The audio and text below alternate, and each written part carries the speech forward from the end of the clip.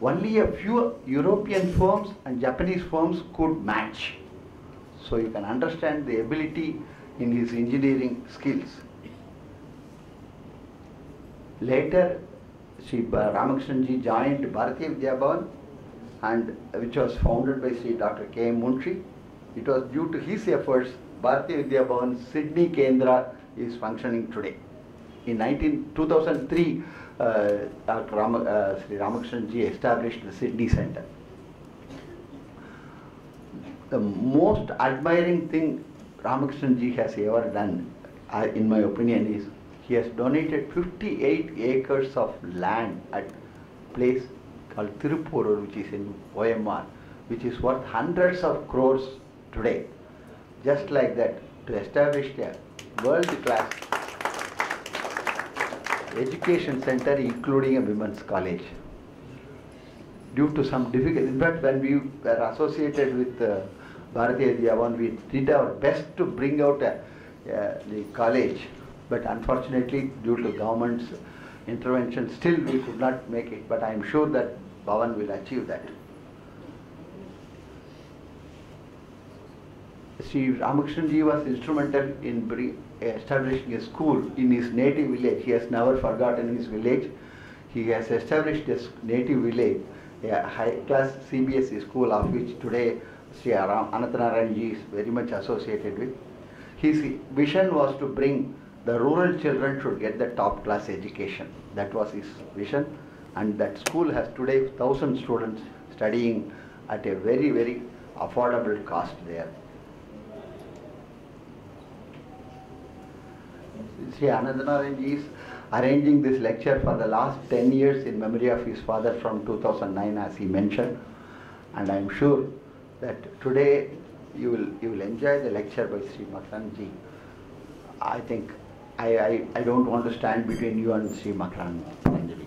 Thank you. Shri Mohan ji in the chair,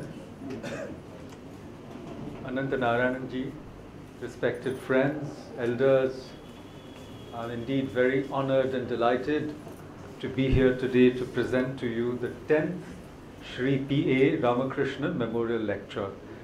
It's customary in memorial lectures to begin with a few words about the person in whose name the lecture has been started. You already heard about Shri Ramakrishnan's great, should I say, feats. And one of these, which was not mentioned, is that he designed a fire test for a boat which matched global standards. In fact, only a few people in Japan and Europe had managed to set a boat on fire and keep it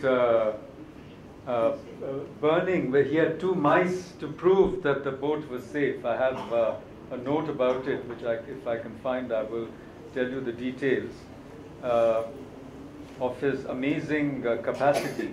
And you also heard about how, well, he started his career with the Sindhya Shipping Corporation, I think, which later became the Sindhya Shipyard, which became the Hindustan Shipyard, in their drawing office. And then he was involved in many other activities associated with shipbuilding. He was the superintendent of the dry docks and a naval architect to the Calcutta Port Commissioner. And he designed several vessels for the Port Trust. In 1969, he started the Wadyar Boat Company, which I think is still doing very well. And he designed fiberglass boats, fast and slow, rescue boats, patrol boats, passenger launches, winches and davits. But the thing that I was referring to was that he created an 8-meter, 50-person capacity prototype, which was completely enclosed in fire with 4,000 liters of kerosene and petrol for a period of 14 minutes, and the mice survived. And the only people who had done this were a few, as I said, European and Japanese firms. And you also heard how he donated the first boat to Eknath Ranade ji, who built the great Vivekananda Rock Memorial. One of the things today we talk about so much is Make in India. I think he made in India before the slogan happened. He was also a great educationist. He used the special engine of Bharatiya Vidya Bhavan to promote education in his hometown, which was in Palagat, I think, in Puttakotai village. Puttukot village in Palagat. And another thing I wanted to mention is that you've already heard how he donated this land, but he was also very important in the Ram Setu movement. You see, because there was apparently a fake narrative at that time that if you could dig through this Ram Setu, you dredge it, you could save millions of rupees. Apparently it was all fake. Can you hear me at the back? Yes. And he was one of the people who exposed this fake narrative. We talk a lot about that today.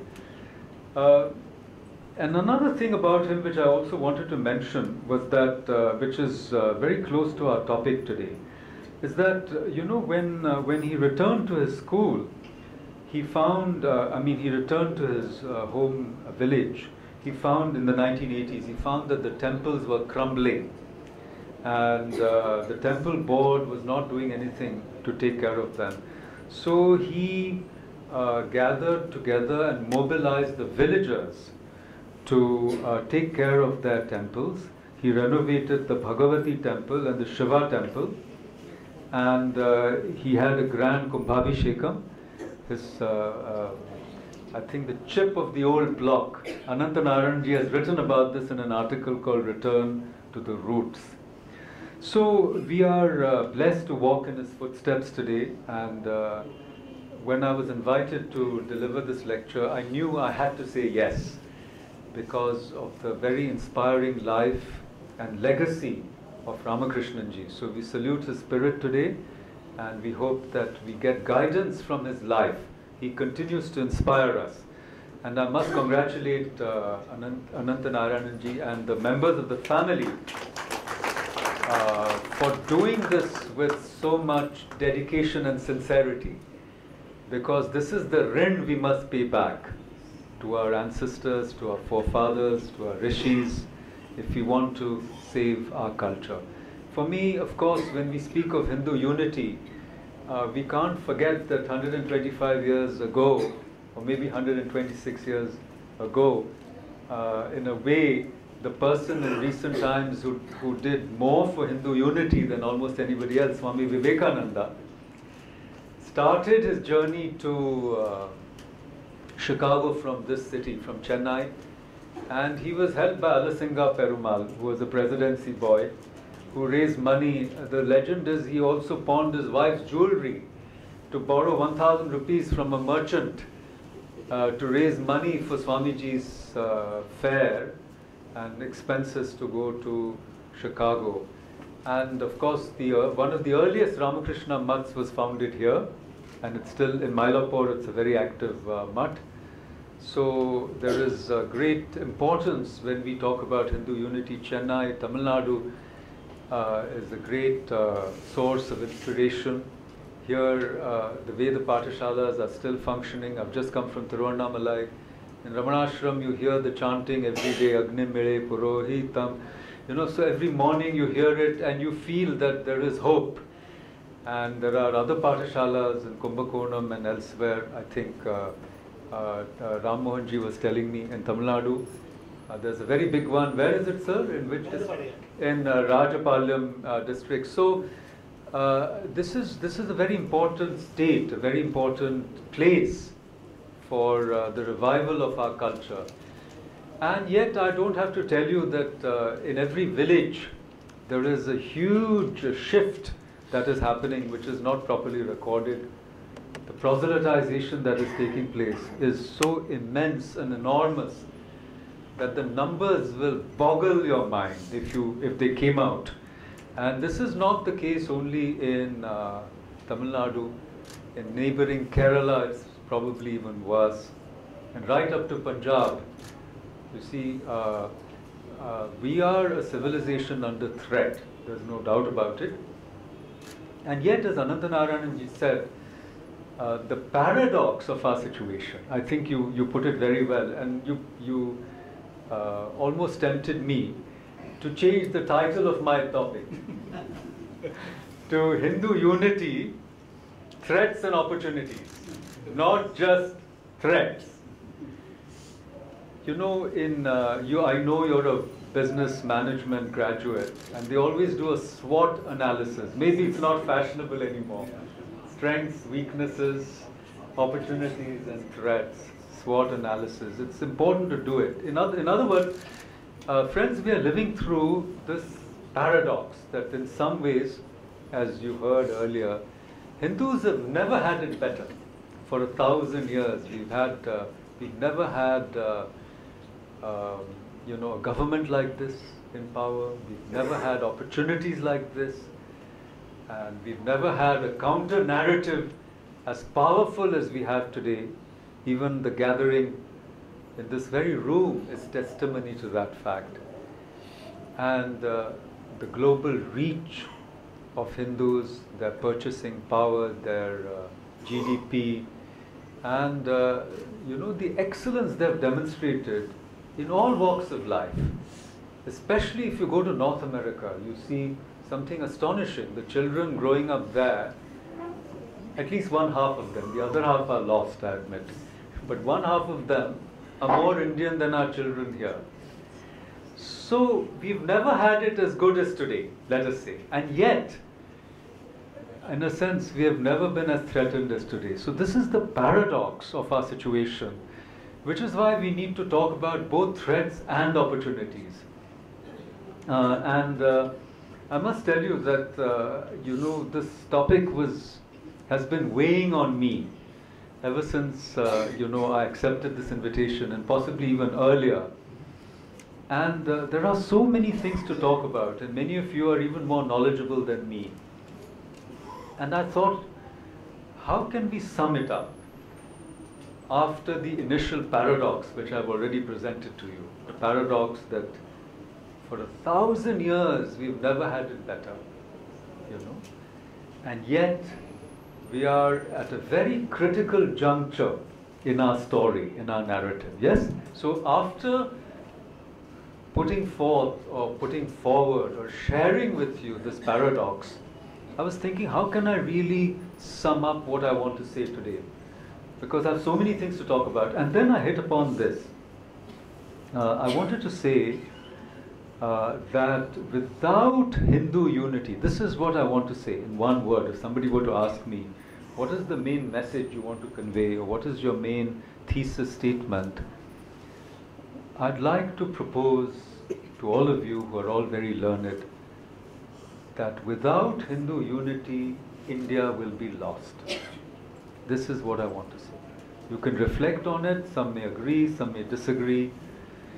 My friends in Delhi, in JNU and elsewhere will definitely disagree. They will say, Makarand has turned communal, If you talk about Hindu unity, you're branded as somebody who's communal, which is very strange. Though communal in English has not a bad meaning. It just means somebody who thinks about the community. It's not really a bad word. In India, it's got this somehow terrible meaning. But if you think about your community, if you're a Muslim or a Christian, you'll be praised. If you organize your community, and if you do work for your community, if you start an institution, you'll also get special privileges. But if you're a Hindu, you're labeled communal. And it makes you think, this notion of Hindu unity. Not only, you might ask, what are the threats to Hindu unity? But you can also ask, who is it so threatening to? Why are people so scared when we talk about Hindu unity? Why is it such a threat? This is a question for all of us to ask. But if I ask myself this question, or ask you for that matter, why will India be lost if Hindus are not united? Then the simple question is because the secularists who ruled us have failed in their duty to protect the civilization. Instead, they have colluded with those who want to weaken us. you see, and divide us. And they have perpetuated a colonial pattern of ruling which was based on divide and rule, divide et impera. So Hindu consolidation was the biggest threat to minoritarianism.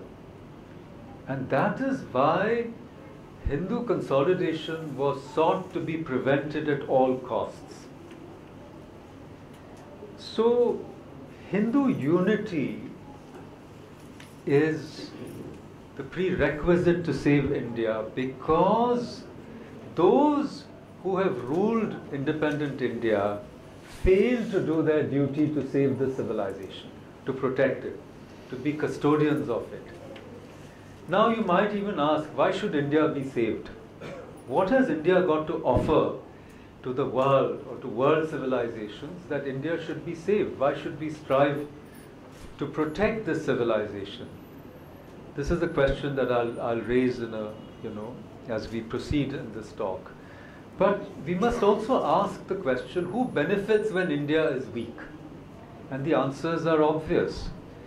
You see, those who want to control India by remote control rather than by direct occupation, which the colonial powers did for such a long time, they directly occupied India for about maybe 1,000 years. It depends on how you count the years of slavery, occupation, or colonialism.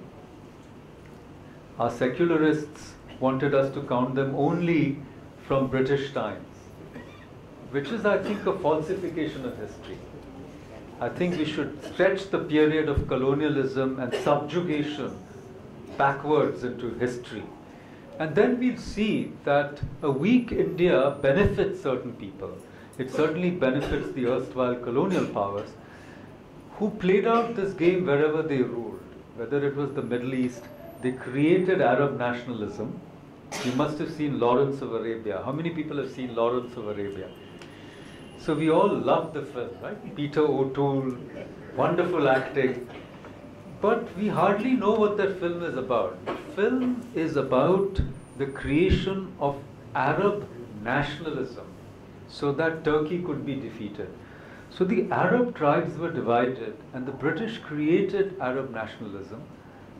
And then when Turkey was defeated after the First World War, they carved out these states.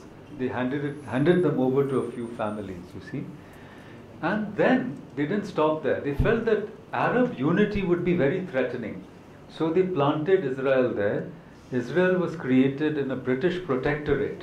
Palestine was a British protectorate. And the Zionist movement was supported by the British. Of course, the Jews were persecuted in Europe, everybody knows. But the idea of the Jewish homeland, Herzog and others were proponents of it. The British supported it and they planted the state of Israel in the middle of the Arab territory so that the Arabs could never be united. And you will see in the last, George Bush Sr. passed away. He fought a war, you know that. But you must think a little bit about why Iraq and Iran fought. Who supported this war? Whom did it benefit?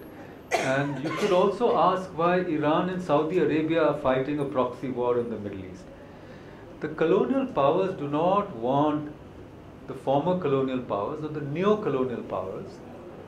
They do not want unity in any part of the world that they ruled, which is what brings us to this topic, right? Unity, what it means. Because we all think unity is a great idea, but what does it mean? What is Hindu unity? Why is it desirable? We'll come back to that later. And the main thing to remember is unity and uniformity are totally different. We want unity, we don't want uniformity, you see. And we have today the paradox that the strongest proponents of Hindu unity are also weakening Hindu unity by insisting that their way is the only way to ensure Hindu unity. So we have the